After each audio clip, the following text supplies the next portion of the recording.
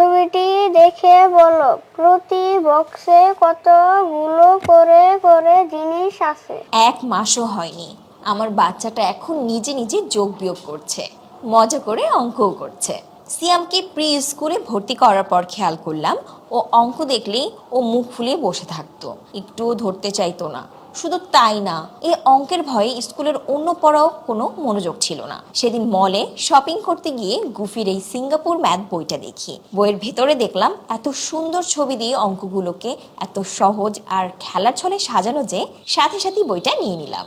বাসায় এসে বইটা নিয়ে আগে নিজে বসলাম, বইয়ের সিপে পদ্ধতি সম্পর্কে বুঝলাম। তারপর বইয়ের পেছনের পেজে দেওয়া কিউআর কোড স্ক্যান করে দেখলাম ইসিডি এক্সপার্ট সাথী আপা খুব সুন্দর করে ভিডিওতে দেখিয়ে দিচ্ছে এই বইটি কিভাবে পড়লে বাচ্চা সহজে মজার ছলে বুঝবে আর নিজেই করতে পারবে।